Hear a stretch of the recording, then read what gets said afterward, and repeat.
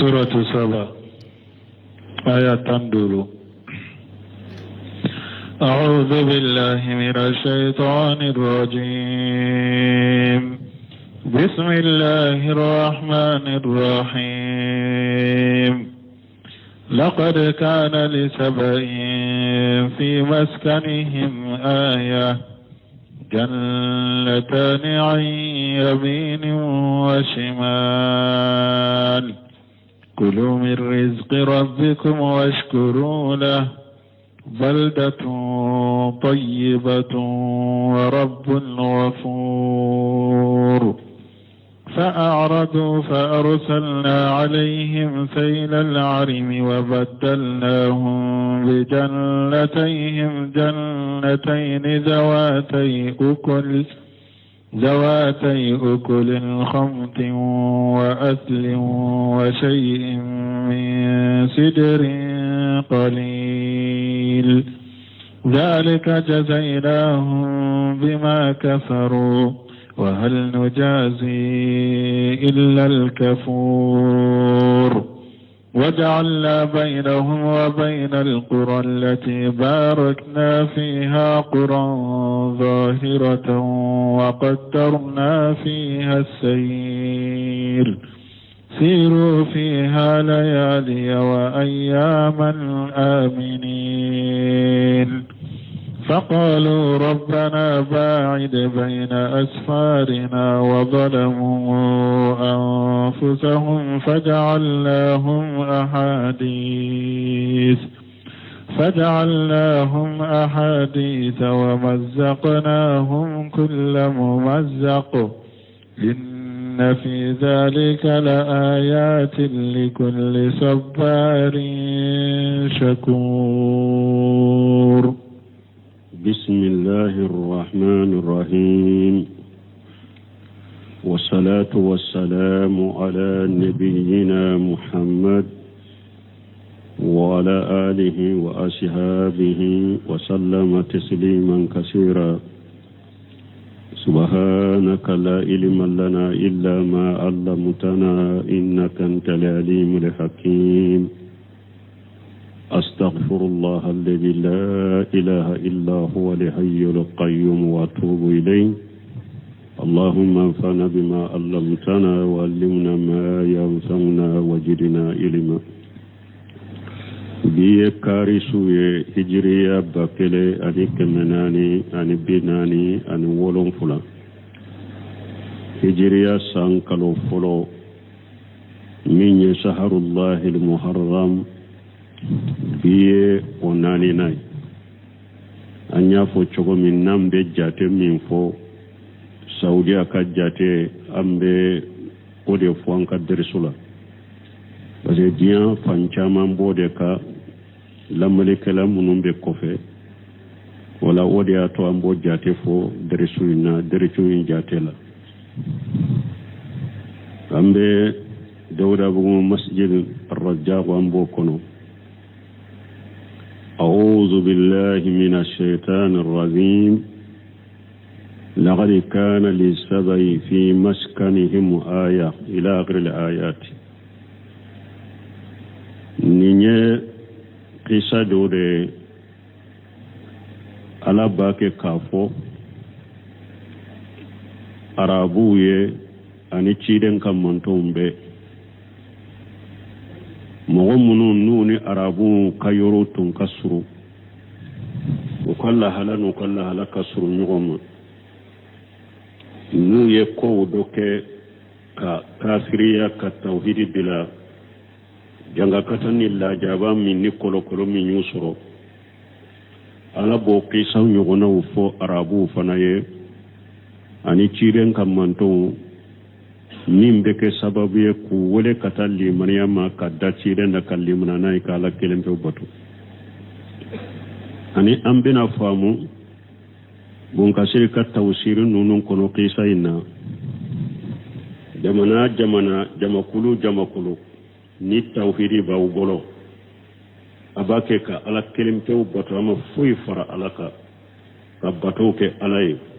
bidiyaw t'aw bolo nema munun b'aw bolo aka jamana kɔnɔ u bɛ sabati dunkafa hakkili sigi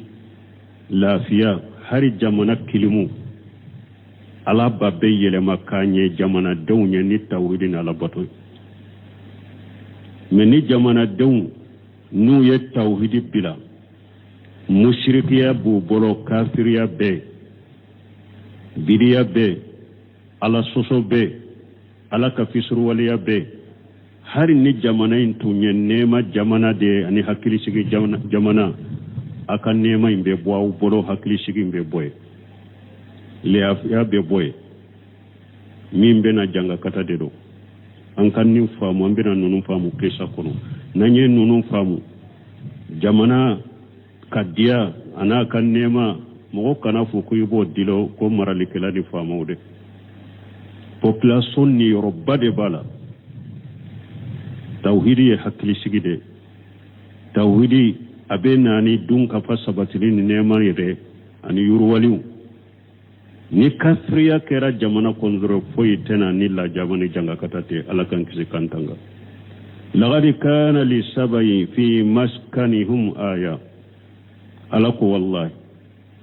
akera saba dunko uka ewa shigiyoro unu ka sou ka kibaria tamanse kera ola mugoye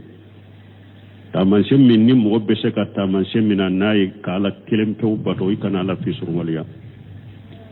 jannatani an yamin wa shimal saba dunko nagu furo fula de tumbu bolo do ko nagu furo fula dobe dugu kinina dobe anumanna do ko ayi tude de tumbu bolo tuyi farama yoro tuyi akini anuma nagu furo fula tumbu bolo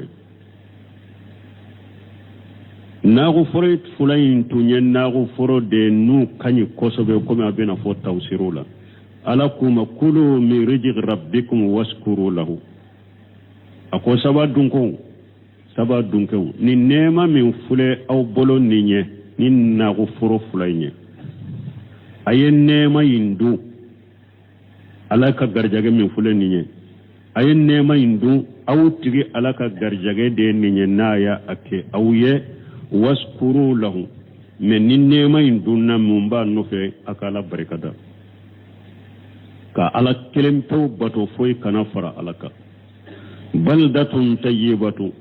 awa aka dugu infana dugu nyumando dugu hara akilima atunkani hara kilima kanyi dugu nyuma balon bala dunka fa bala jiu kanyi adumni kanyi ayiri don kanyi akilima kanyi wa rabbu kafur aw tigi alafana naw sagira katama tubira katama baka junubu ya fawye abe balo chogo nyuma na abe dugu nyuma na ka junubu fana tigi ala baka junubu fana ya fawye fa aradu awa saba dunkan uyu kodi alama ala nema minke uye nema imbarika dali bannoma ala kelimpe bato foy kana fara ala ka bannoma فرسلنا عليهم الشيل الأرمي جيو يوبا أرمي توسرك لو كما بين على جيو يوبا على يوتشي وكنا غد فروما فبدلناه بجنتيهم جنتين أو على يكنا غفرو فرن ينما نيو وحلكي جين تارنا بي جيو يوبا ينتارني نغفرو فرن يري بي naghfuru fula nyu fale naghfuru fula wereye jawatin ukul qamuti nyu fale naghfuru fula wereye munu nu kayri don ka kuna de ukayri don ka kuna wa asilin ani tarfa asilin ntomono sugu do de don ani ntomono mi amba aden nyimi sadi ko no fana tekelenye ay ko pasige nafa bolaw an kan tomono sugu min funa adembe du ayiri buru be fora kele ke nafa bola tomono sugu min tumbe ulu ka na go forona o tomono sugu dente se kadu ara nyere tumbo yanka kungu konona la afana tomono la madera aka ewa de ani tomono do nye kelenye me o bafo ko an kano dude ko te du atarfa ye ode tomono nyuma intada tomono minni adente du yere ode tumbu kan na gufrola we kamuti munu nu ukakuna wa asli mana ani asli ya iri do de do ko ali arati ambe min ke gese ngati ni tenjagate asli yode o asli o iri sugu ciden kam minbari dirala kabo odela asli nde bilala mana tomono ina folo asli nyede o iri sugu de o ba fama ali arati irimi ni akacha nabe mugo bolo saubake gese asli ye ode wa shay min sidri qalile ani tomono fitunu wala ode taranfay anka tomono nyerete de tomono mi adente se kaddu o yere tomono mi ni den ewa den mi we bola den nafatala abulu nafatala o yere den fitinu de do den chama yere to tomono jugu nyere zalika lakum min fulan nyenna yasaba dun ko soro jajaynahum bima kafaru ni ala yusranu ka kafira sababu de balma kafira ni mushrikiya ben nema bo jamana ka ba bo dugu ka koy kafiriya mushrikiya bidiya ala soso aben nema bo jamana ka de ala ko ale yusra nema min tumbuka ka nema yimbuka de ayusra no ka kafira sababu de wa hal nuzajiya illa al-kafura yala ne ala be mughsara ni kafirite wa hal nuzaji illa al-kafura yala ne be mughsara ni kafirite wa ni kafiriye kafiriya ke nabi saraika kafiriya kade wajalina bainahum wa bainal qura allati barakna fiha ni nyenne ma wore ala tunya ke sabadun koye ala kunne ala ye keli ke sabadugu ani ne ala ye barika do dugu minna sami dugu ne ye dugu misenu do de bila dugu e wa fulay ni nyogonte jahirata dugu munu nyaabe nyogona kata umanja nyogona ni be bo saba fo kata sami ibe tama e wa isranente foye dugu nyaabe nyogona de ni tile filak mina yoromi ibeta shi yoro dola ni tile filak yoromi ibeta shi yoro ate hatage ka sure fana tate hatage ka jita kata uka dugu la saba fo sami dugu munum bunu nyogon cha be ka suru nyogon nyaade be nyogon nakata nyo ofana kuye wa qaddarna fiha shayra awa dugu munun tamani nyogon che nyo ofana suru nyaade umanja nyuguma shiru fiha nko saba dunkola ayetama nindugu kono layaliya wa ayama aminina ayetama dugu kono su anitilew ahakili sigile hari sufela nindugu ni nyogonje be saka tama hakili sigile dugu ni dugu che unya de be nyogona umanja nyogona itesira tilefela kono ikelembe saka tama itesira dugu ni nyogonje فقالوا ويرك فسر ولن كافريا كسوكو ربنا أنتي على بائد بين أسفارنا كو على أنك تاما منفلن نيو سرنا دغون نونك سرنا ما وما بو نغنا تاما انجانيه يكو ما بو نغنا أنك كونو جاونتا تاملا وجلموا أنفسهم على كو يركون تونو فجعلناهم أحاديث awa ne ala fana ye ko dauka nye janga kata do dauka min nya kera saba mu nyato u kera mugo ka baro fenye mugo ka gerew nu ka baro dawla una ko sufe baro la u te foy fo ne saba dunke ka te sawte nu ke baro fenye mugo bulo ni mugo bu ka baro bonuye wa majaqnahum kullu mumajjaq ñu u fara faril dambela ni jinyaye uka dugun cira u carila de u jensira de do beta nin dugu na yamfe do beta jamana do la yamfe do beta sigi jamana do da ñu be jense ku fara ku jense le dambela inna fi jalika la ayati li kulli sabbari sakur awa alako min fuleka sabadun ko serote taman se chaman de ben ninna sabali baga kelen mo munum be sabari alaka la jarabi ko taman se chaman de ben ninna mo munum be ala barikada ni nye tafsir globali tafsir surmai نندونا ابن كثير كالتوسير لا أكو كانت سبع ملوك اليمن وأهلها أكو سبع يمن كو كم مساتو دي توغي سبع يمن مغو من يمن مرا وبافو أودي ما سبع يمن كم مساتو ديرو وأهلها ني يمن دونك وبافو لودي ما سبع وكانت تبابيئة منهم وبلقيس صاحبة سليمان عليه السلام من جملتهم وبافو من ما تبابيئة من يتوبي وبافو من ما توبي غنكو أني بلقيس سليمان ايوا كقيس لا مسمم بالا نونو يمني سبا دونكو دي سبان كو دي tubbayin kan ani balaqisu ulu ya saba ube saba jama kulu de saban kawderu wa kanu fi ni'amati wa qibtati fi biladihim wa aishihim aw itumbe nema badela nema anu yurwali uka dugun nunun kono anu ka balonu ka nyana mayala wa intisa arjaqihim wa juruihim wa shimarihim aw saba dunkan uka ewa itumbe yurwali la fana uka garjagela uka garjagari yurwalen tundo uye uka seneke fe yurwalen tundo uka yuridon utumbe yurwale la yuridon fanala wa basa Allah tabaraka wa taala ilayhim urusula ta'amuruhum an ya'kulu min rizqihi wa yashkuruhu bitawhidihi wa ibadatihi ala yachidon cin umma ko cidon kunya mariya uka alaka garjage indu uka ala barkada ni munye bitawhidihi wa ibadatihi ika ala barkadani ala ka telebantiya yayi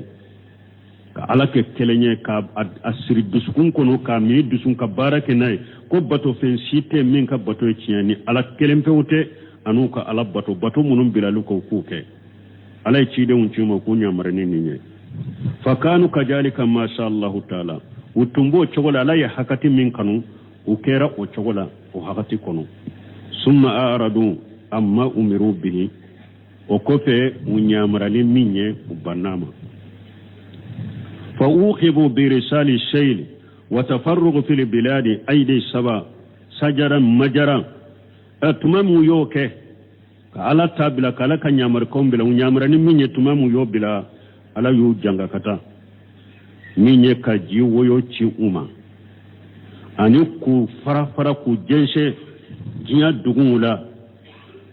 saba ka jenselila sajaran majara yimunye abe komi nu ko farala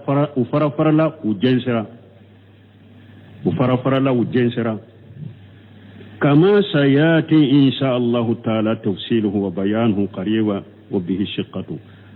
bun kasir ko komi iben ko abeno komi alebena o faranfansiya sogomi ni ala ya sonna masamin koro talendo komi abeno o faranfansha ko bange chogomi amangere fani ko bange chogomi ewa masurunyali la fana ko ale dalembe alala wala beno o bange mana sisa atemme qala ulama an-nasab doni ke ba munum be dambe kola dambe doni ke ba ko minhum muhammad ibn shihaqa be ulula munum be dambe udani tarihu unuko isimu saba abdu sams ibni yesu juba uko saba yere togo de ko abdu sams ibni yesu juba ko saba togo ye ode ibni ya aruba ibn qahtan ya aruba fana denye oye qahtani denye oye wa inna ma summiya sabaw comme uye chein wele ko saba munna لأنه أول من سبا في العربي على ده مغفول من يجهدو ككافر منا مغفول من يجهدو كمنالك كمغو من جهدولا على ده فلو كيرا ويه عربولا وكان يقال له الرئيس utumba fama fana ko araisu kore munye fonnansiri min ben na folo finance ko sobe parce que fana fora la munna tumami aye jahadu ke aye kanima soro kanima basoro aye kanima min soro kera fonnansiri kanima ina abadi li'annahu awwal man qanima fil qajm parce que ale de mo folo mo min ya kaniman nafolo soro kan nafolo soro kelela ale de yo o folo fata qaumahu ayen nafolo intakadi akamu goma fa summi rais ويا ولا والشتي كفن نسري والعرب عربو تسمي المال إريسا ورياسا عربو بن نفلو دي ولي كو إريسا إرياسا بن نفلو دي ولي ولا معنى نفلو تي فن نسري وتنبا ولي ولا وفي صحيح البخاري أن رسول الله صلى الله عليه وسلم مر بالنفر من أسلم ينندلون anana bukhari ka kitabu sahalin kono o alaka cira laka tanuna kisibaka kwa temena jamakulu dola jamakulu nye aslama madina kabila min tobe ko aslama ansaru do ciden temenu ula wal ansaru awsuha wa khajrajuha min qasana min arab li yemen min sabay mo al ansaru fule madina kaw fule madina kabila min be nuba fula aus wani qajraji nin kabila di fula de madinan kawye nin kabila min fula munye ubora qasana de min arab li yemen ka arabu de do min saba ka bo saba ubora inde ka tasigi madina nazalu bi yasriba saba chilende ukam mo folo wulila ulutara jigi madina o yasur madina to yasriba لما تفرغت السبع في بلاد تمامي السبع دونكو وشارلا دغولا نم مدينة كو على أوسني خجرج ولو تارسي مدينة ويسرب في مدينة ما يشرب هنا باس الله صلى الله عليه وسلم عليهم شيل الأرض تمامي ni saban كو شارلا وجنسرا ni alaye ewa jiwo yo bayinci umma ونجلتي تائفة منه بالسام سبا دونكو دو تارا سيجي سامي جماكولو دو سبا دونكو دو تارا سيجي سامي وإنما قيل لهم قصانا وكوما قصانا منا بماء نجلو عليه دونك جينيه دو دي تومبي نو وجيغرا وجينيه يرولا وبافو جينيه دي قصانا دارا ولاني ودي جينيه دو قيل باليمن دوكو وجيني التنبي يمني دي وقيل إنه قريب من المسلل دوكو أي جيني دوكو دوبكو مسلل كو جيني كسرو ويردلا كما قال حسان ابن ثابت رضي الله عنه ومي حسان ابن ثابت يافو تشغم لك جيكا بوما إما سالتا فإن مآثر النجوب الأجد نسبتنا والماء قصان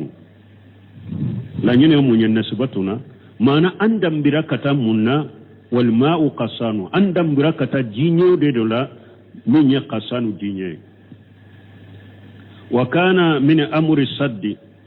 ukabbarashi ukajiwoyo ukabbarashi akakibariya kera annahu kana lima'u yatihim min bayni jabalain saba dunkun kulu fulade tumbe kulu fulani nyogonche ji nyedo tumbe bole kabo kulu fulani nyogonche kana uma wa tastamiu ilayhi aida suyulu amutarihim wa awdiyatihim ni ojinye mimbe kulu fulani nyogonche ni sanji fana nana bo sanji fana jimmi fana be bole wiri ka dugu koloka anu kabu ka koula obe farajinga abe chaya fa amada mulukuhum الأقدام وكمر لك الفلو ولد يا كسا فبنوا بينهم صدا أجيما محكما وكمر لك الفلو منون تمنا نينجيني من تنبه بوجيني فلا ايوا كلو فلا نيوغونچه نولو يرفنا ني سانجي نانا ني ايوا كو منون به نو به بولي كفراكا وكمر لك القرو منون تمنا ولد يبراشي دو دلا براشي من كبو كوسوبه يبراشي كي كاني كلابه حتى ارتفع الماء فجين نانا كسيغي فجين كروتا رسانفي وحكم على حافة جانيك الجبلين أو مين وحكم على حافة janika aljabalain bon ni iri wa kulu fulay nkerefelawula nin kulu fulay nkerefelawula uyeshene ke yoro labbe fa kharasul ajsara ali asijara uye iri uturu wastaqallu shimara fi qayyati uye iri den soro li danna ma yakunu min al-kasrati wal husni iri den min kacha kosobe na kany uyo soro la kama jakaru khairu wahidu min as-salafi komi mugo yafo chugomi har mugo kelente salafula anna al-mar'ata iri den anyali koso nyini iri den nyana na go foro nunu nyana ka iri den ke anyali koso mugo yafo salafula har mugo kelente anna al-mar'ata kanat tamsi tahta al-ajsar tahta asijari wala arasha mikital aw zanbil mugo yafo salafula har mugo kelente ni na go foro nyali koso muso ni ba fe imma ko be iri den na kananai sokono mogo kadu ete iri den tigede minye iri den be don minam min kono komantu udo bamaran kan iri den be don minam min kono e ka minam min be bolo ni ba fe kata iri den tige ka douala ibi ka minayindo ikunkolo de la aw sagi wala sagi ibi ka sagi do ikunkolo la katemeri den koro ibe teme ka hakedo teme kata ka sagi kana ni itato ikai ni iri dem min be bi na yere dro o de bi ka sagi fa na fara yoro mi be sagi kani ka sokono e yere te magala ka tigere telman ka iri den nyana e be tama iri nkoro de dro de yere be bi na yere ika sagi kono fo abe fa yoro mi be sagi o de tumbe وهو الذي تغترف فيه الشمال وهو الذي تغترف فيه الشمال مانا إكا سجم من بي كنا سجم من نيب إريدون تيجي كاكالا إبي أو سجين دو يكنا كاتم إريدون كرو كاتم إريدون كرو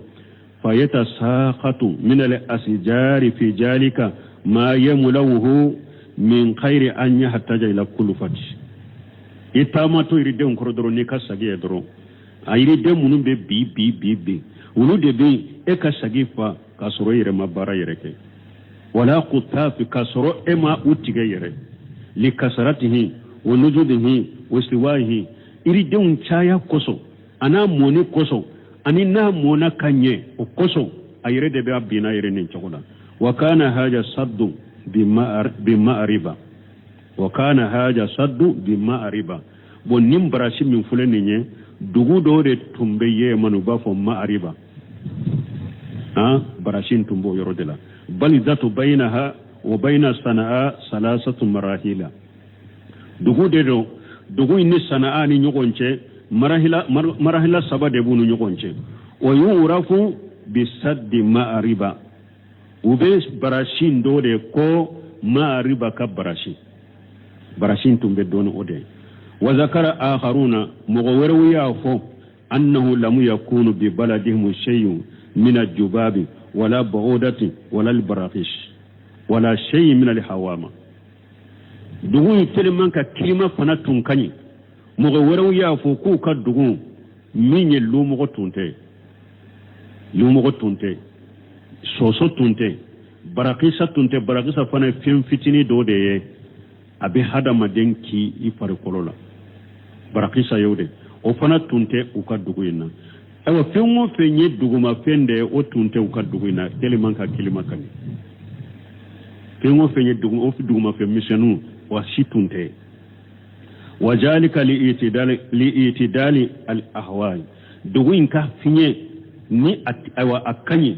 aka kilima na kanye ni foi tunte wa shihatili mijaji ani duguin ka finye nyagambili kanyi ewa nyumaya ana kilimu nyumaya o nyali koso ni shitunte wa inayati llahi bihim ani ni ala yereye ewa aka sugulanan uka koye ni ala yereye aka uka ko komi udo bamaran kande ka gelama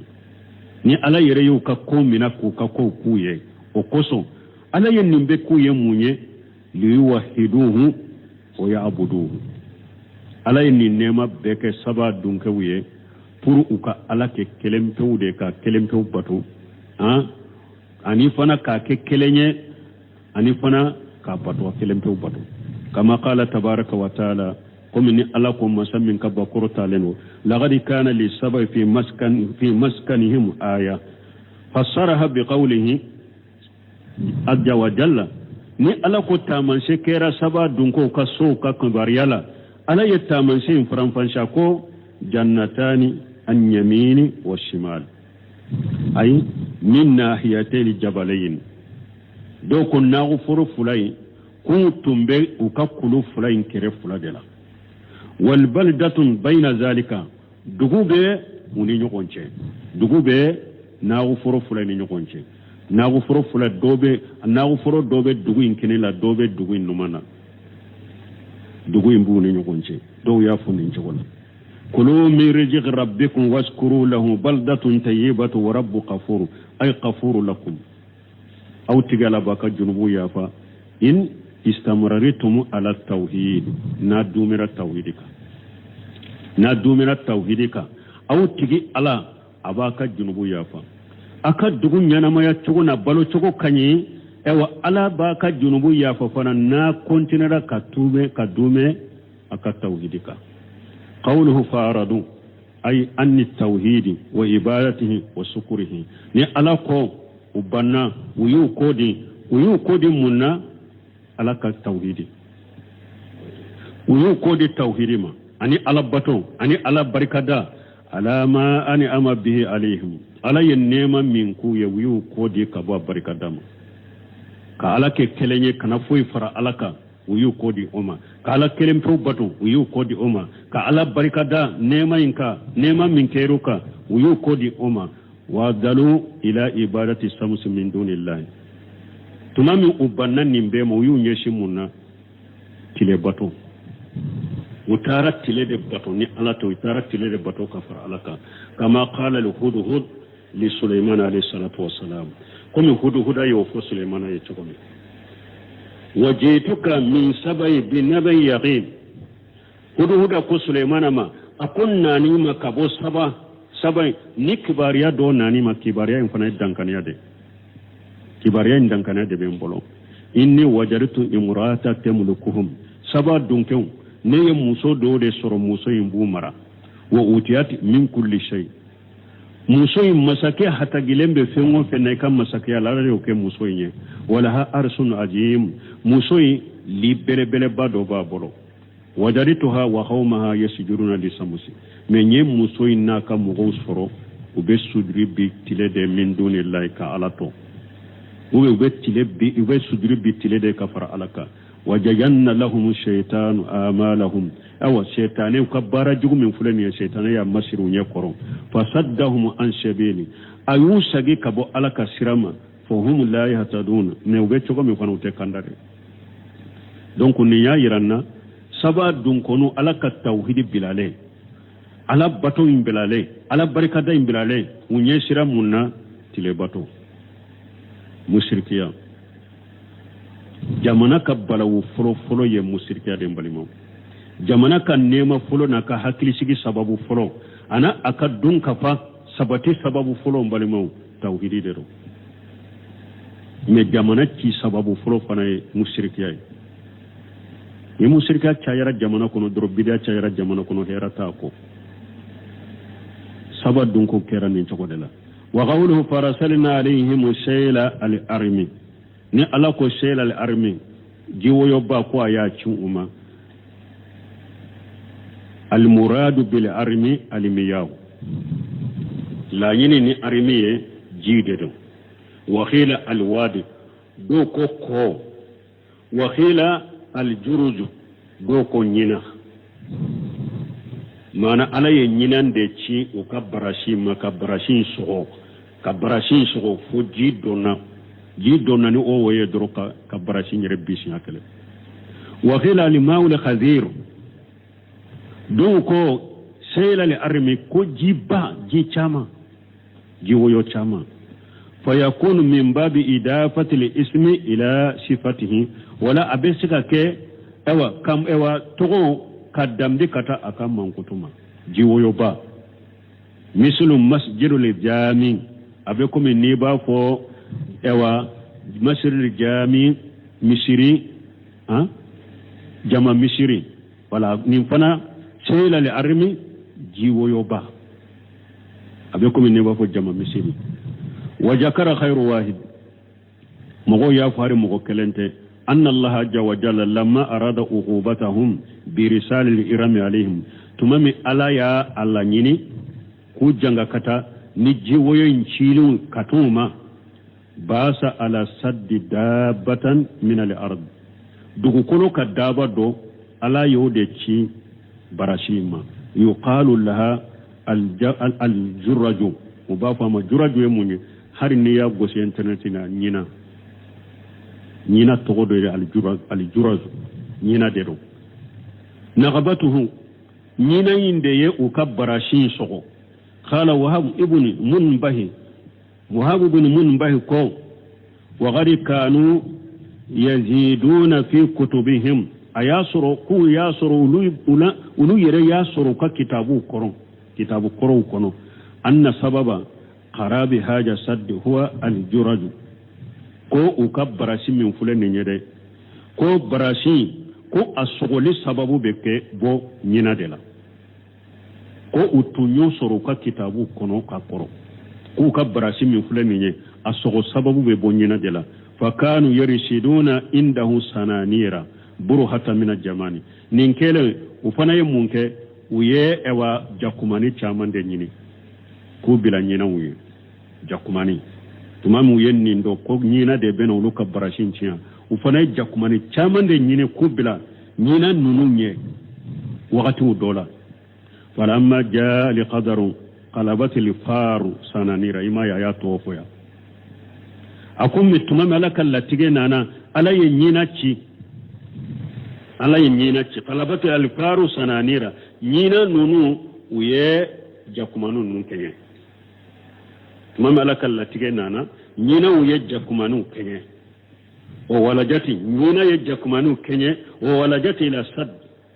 nyina indonna kata barashima fanaghabatuhu ayasuhu fanihara alayhim barashim binna uka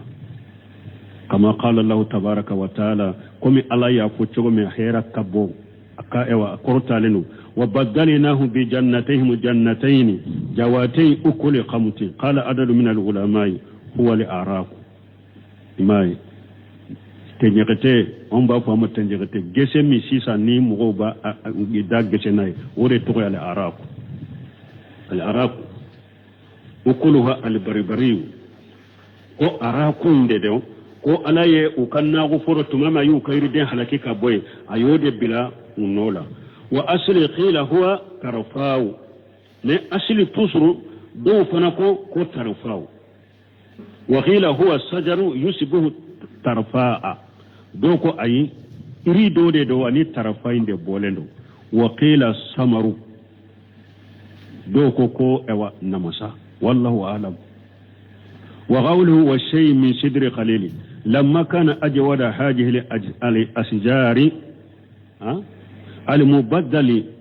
بها هو الشدر قال والشيء من شدر قليل ثم من يري نما منو فلن نو فللا لما كان أجود هذه الأشجار المبدل بها هو الشدر ثم من يري منو فللا ni iri nunun kera ni iri fasamanti tun kera ntomono de qala alako wa shay'in min sidri qalil ani tomono fitinu tomono nyuma munun tombala wuru gorala fa haja alladhi sara amru tayinayka li jannatayn ilayhi ba'da simar najidatin wa li manajir hasanatin aw bunkasirkum min fulanin ninin naghfuru fula min fulanin ni utun iri den tun monin da kosobe uye chogo tun kanyi wa jilalil amiqati anin nuka suma kaddu wali anharil jariyati anin ni ewa ko tumbe boli ola tabaddalati ila sajar al araki wa tarfai wa sidri ala yenni naghfuru nunu yelema munna ayuke gese iri de aniri sugu do ba fo tarfai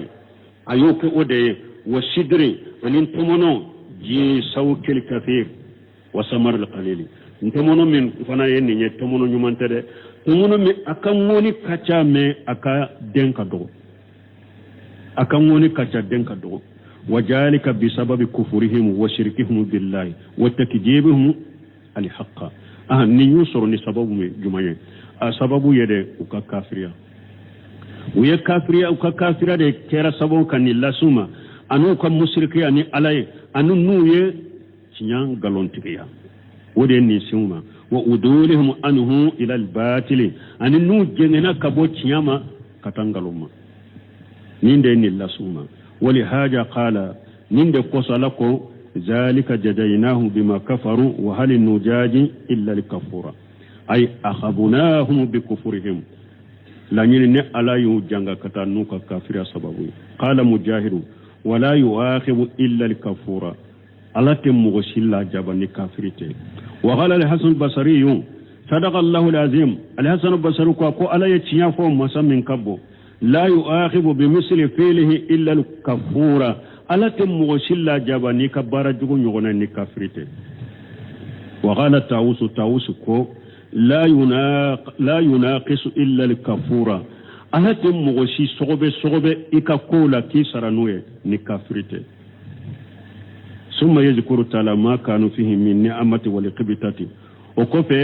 ewa ala bena tumbe nema min fanala anin ni sonja min fanala wal aisil hani raqidi ani utumbe nyanamaya nyuma minna ni nyanamaya ni ahera ewa bonembuka wal bilad arraqiyati wal amakin al aminati ani nutumbe dugu min kanno anu tumbe yorula yoromunu hakli shigu yorowdero wal qura mutawasilati al mutakhabirati al mutaqaribati anu nuka dugu len tumbe nyogonna ukasuru nyogonna بعضها من بعض ودو كسر دولة ما كسرت أسجارها ودرويها وشمارها كافر نوكا إلو تنكتشا وكيردون تنكتشا وكسنك تون تنكتشا بحيث إن مسافرهم يرمي من يأوى سبا دنكو وكتام دي لا يحتاج إلى حمل الجاد ولا ماء نيبه تاما itunte hatake ka sure fanata itunte hatake ka jita yahtazuna ilayhi fi shayrihim ube hatake siro fana minna ube hatake jimina utuma hatajiya nkota nube tama ele manka ka dugu lentum be nyogona uka suru nyogona wali haja qala ta'ala wajalina bainahum wa bainal qura allati barakna fiha qala adadu min al ulama yani qurasan ala ye barika do dugu jumanna ka hera do dugu jumanna sami dugu fal qura allati barakna fiha baytul maqdis dugu minni ala ye barika dala baytul maqdis be romi quriya jahirata ay bayyinatan wadihatan ya'rifaha al musafiruna do yakala jahirata mana dugu nunu o bangalende do keneka ya'rifaha al musafiruna kama don bodo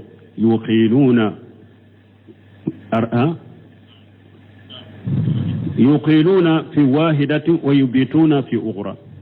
nuye tilafilake dugu dola ubetashi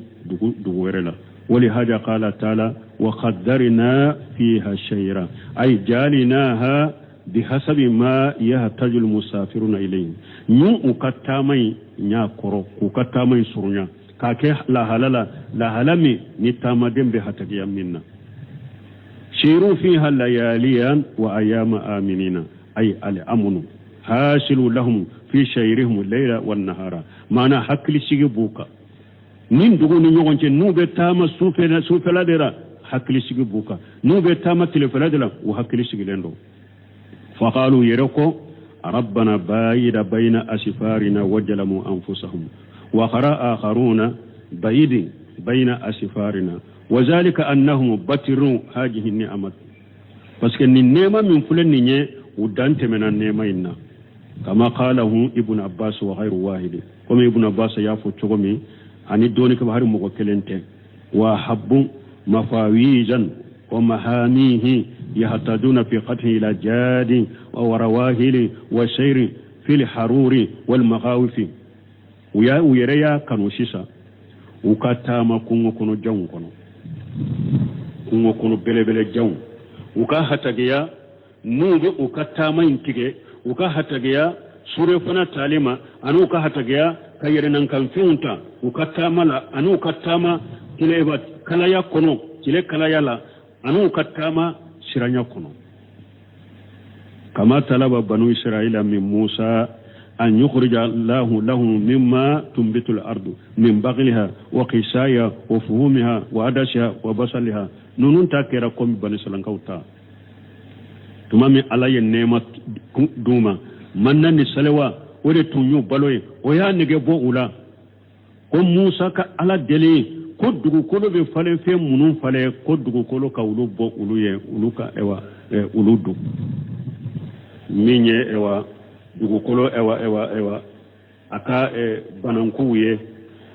wa qisaiha ani minye aka zeru ye konko boru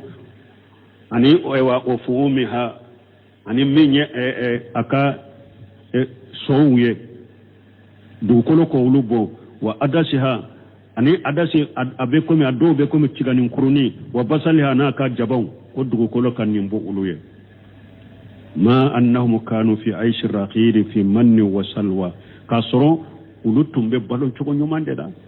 manna ni selewa de tumbu bolo wa maztahuna mimma akil wa masariba wa malabisan murtafiati ani min kadu yewbe min kanu don fe min kanu ube min fe min kanu ewa uko ube don fini korotale munun fe ode tumbu bolo wali haja qala lahum ninde koso Musa kuma atastabdiluna alladhi huwa adina billadhi huwa ghayru ihbitu misra fa inna lakum ma salitum wa durbat alayhim jillatu wal maskanatu wa ba'u biqadami min Allah tumam yenni fo Musa Musa ko aw be nyumande fale fenduguma lama fenduguma ta femmi ni ajasilendo aw be nyumande fale fenjasilema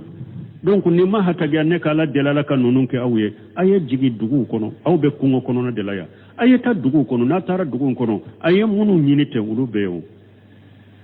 o ma senneka ala dele awye Musa ni fuye wa qala ajja wa jalla wa kam ahlakna min qaryatin batirati ma'isataha ala ko dugu jumadu dugu joli do ninne ala yu halaki nu ukanyana moya chogo kera sababu wa dante mena ko dugu chamambe wa qala ta'ala ko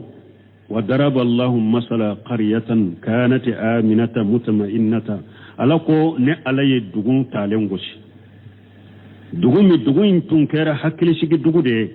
dugu ma fantilendo yati hayrijuha ragada min kulli makani duguin ka garjage benama nogoyala kabo fambe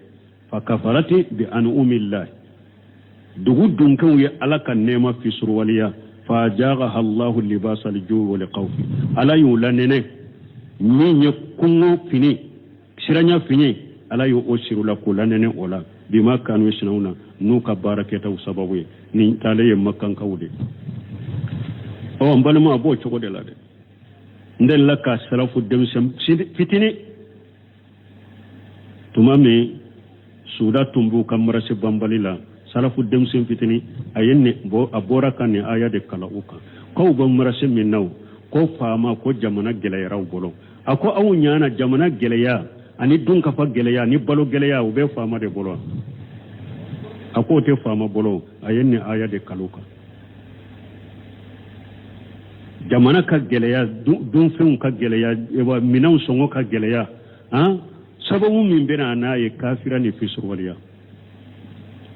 alaka ka kafira ni alayka ala fisruwaliya o de bena ni jamana geleya ka balo geleya ka fen songo geleya ka balo geleya na ti jamana kuno ka kungo na ti jamana kuno ani minye hakili sigi ko bo jamana kuno kana ni siranyawe foi take ni fisruwaliya te ala ka fisruwaliya de ba ke ko akana dilo abedilo fama ulade komi mbalmo komi wakati de serani yoro mba telia boloka sino mbalmo wajuli de ben ni saba dunko ka komi fulani nyakoy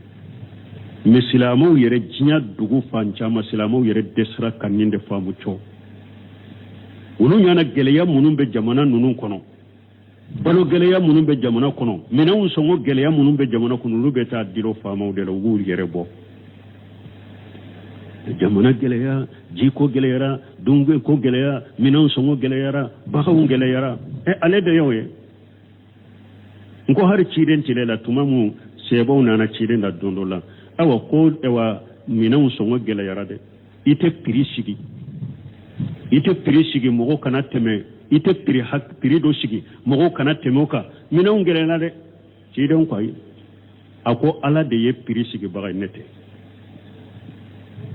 ne ba nyine ala fe nkashe ala ma ni mogo se ka hakke kana se ala ma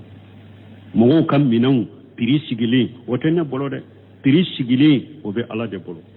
ala de be nani nogoya ye minaw songo be nogoya ala de be nani geleya ye minaw songo be geleya nete minaw prisigi bagay adi sa salen de yoye on tat ko famo da ko no famo ya hada madonde population jate la salulu ba fe marali kala munun bulu maroka ke malikade fama te malikaye koy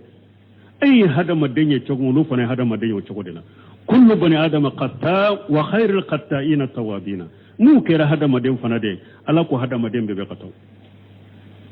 ako kataw kelan nyima yede mimbe sage famo to da mana malikade ku te kataw de aw nyuguna hada maden de do aw be junubu ke ka kataw ke sunu tile chogomi lu fana be kataw ke mais an ka jamanaw fancama mogo fancama har munun bu dambe kata kalama ulu jatela mogo me ni ban maraika ke malikiyai foi kana te nola foi kana ye inofe kuma jugo kana boyda ke wala jugo kana kela ikake malika obe sika kya population inna allaha la yuqayyiru ma biqaumin hatta yuqayyiru ma bi anfusihim naba fa ka jamanaw ka dia dun ka faka sabati ni ala hada madde nema mimbika ni ala ya bilika ala yi nema into ata boy ka bara fo nema indiri mani sababu minye ni ere yele mana ala baka nema boko iboka wala abo choko kelendela ni ala ye janga kata ni geleya de takabila muhuka janga kata ni geleya mbilali kani sababu de ni ede ma yele makabo sababu la janga kata ni gele gerente ani degunte boy ka koy namba pe jamana nunu hakili sigi kana jamana wula dun ka faka sabati jamana kono nogoya kana jamana wula sanji nyuman kana jamana wula mushrikiya bambali mimbe jamana kono mbode bila kasage kata tauhidi makala kerempe ubato ka bidiyo bila ka ciden ka sunna ka tugako ka ala soso bila dogo kanye wallahi ni jamana dunyen ninke jamana be dia mogote bo kalam ni tauhidi tara si sala kelempe ka bato mushrika be jamana en kono be ka bila ciden ka sunna ka bato bidiya bila be jamana en kono be ka bila ala soso ka toy ala bato ka ke fimo pe ni junubune ala soso abbe ka toy sisa jamana be yelema halate to nyali kala yow population be se kanye chogodi ko ala be fama na taw kuno ko be awtonyo woteke ne population aw be tinya chogodi faka fama nyuma soro o kajalika nu walli bada zalimina bad ala ko ale de be ala be to nyali kala de bila nyogon kunna koy kama takununa yuwalla alaikum salafu doyo defo ko hada madaw aw be chogo mede aw chogo ka fama aw be chogo ya mino fama de be dawma abella hala minna de o fama de be de awma donc wala mbale mo komi wakati sera fe inte se ka dafa nan ko anka aba atay anka fo kata te anafa ma yoro beta kata kando wakati fona sera amba to yene yoro la sini insha Allah ambe tawsirin to dafa donc ambe min koni fo nin qisa ala yere ko tama se bala sabali bagay ala barika da baga awani nin qisa kanka ke jamana matama se akanka matama se de tora min banka balaw min banka awa an yere de koy ala fisru waliya min be jamana en kono mushrika min be jamana en kono bidiya min be jamana en kono ala soso mun be jamana en kono ore tora no ore geleya banka ambe sanse de ka sagi kata ala de ma ka ala ke kelenye ka ala kelempe bato donc minye ewa sunna kabbato bidaw kabila jogo jugu kabila no kera dro jamana benya fama nyuma umbena ube fama munumba kunna nanya na labu fana nya nofe subhanakallahumma rabbana bihamdika ashhadu an la ilaha illa anta astaghfiruka wa atubu ilayk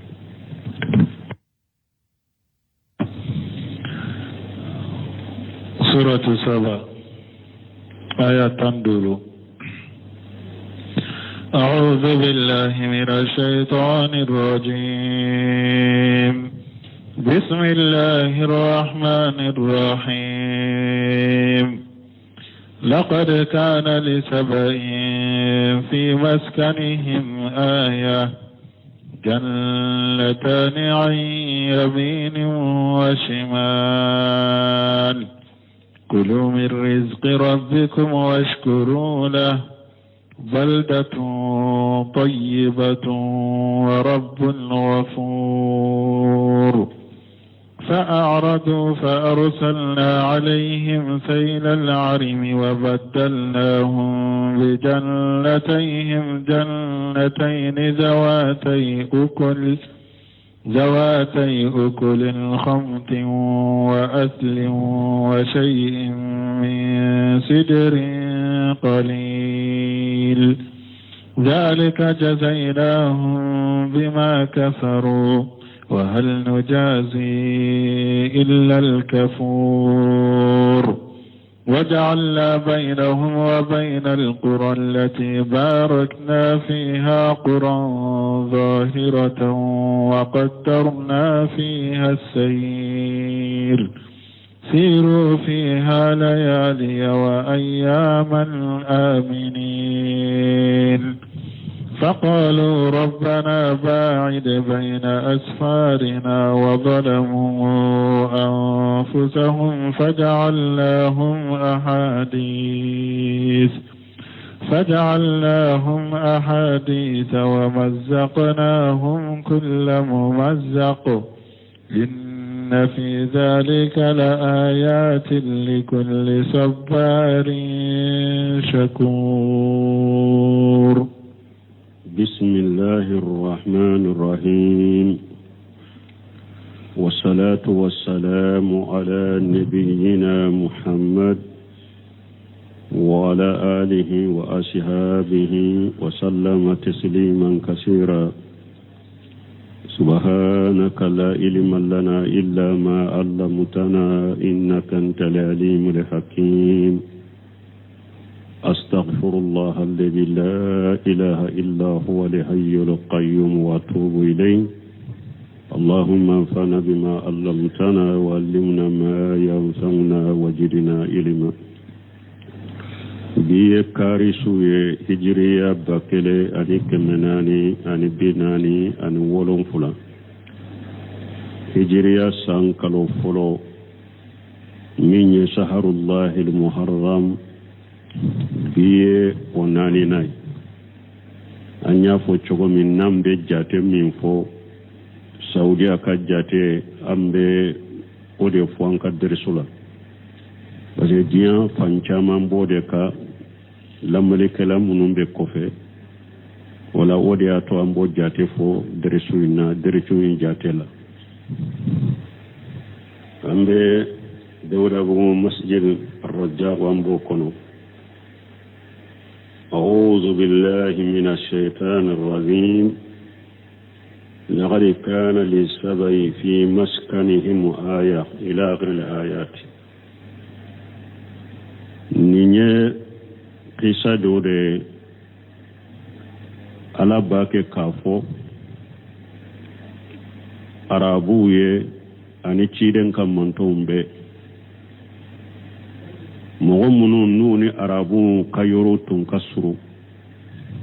ukalla hala kasuru nyogoma nu ye ko doke ka kafiriya ka tauhidi bila janga katani la jaba min ni kolokolo min yusoro ala bo kisa nyogona ufo arabu fanaye ani ciren kamanto min beke sababu ye ku wole katali maniyama kadda ciren da kalimana nay kala kelembe batu ani ambina famu bunkasiri ka tawsiri nunun kono qisa inna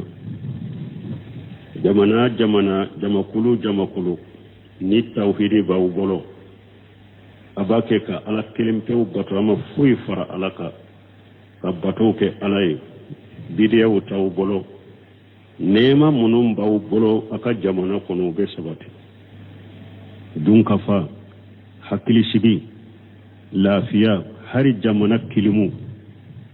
ala babbe yelema kanye jamana dawnya ni tawhidin ala bato meni jamana daw nu ye tawhidi bila mushrikiya bu bolo kafiriya be bidiya be ala soso be ala kafisru waliya be hari ni jamana intunye nema jamana de ani hakili sigi jamana aka nema imbe bwa bolo hakili sigi imbe boy le ya be boy mimbe na janga kata dedo an kan nin faamu an bena nunun faamu kesa kono nanye nunun faamu jamana kadiya ana kan nema mogo kana fo ko yubo dilo ko marali kala di faamu de population ni yoroba de bala tawhidi hakili sigide tawhidi abena ni dun ka fasabatini ni nema yede ani yurwaliu ni kafriya kera jamana konzoro foyi tena ni la jamani janga katate ala kan kisi kantanga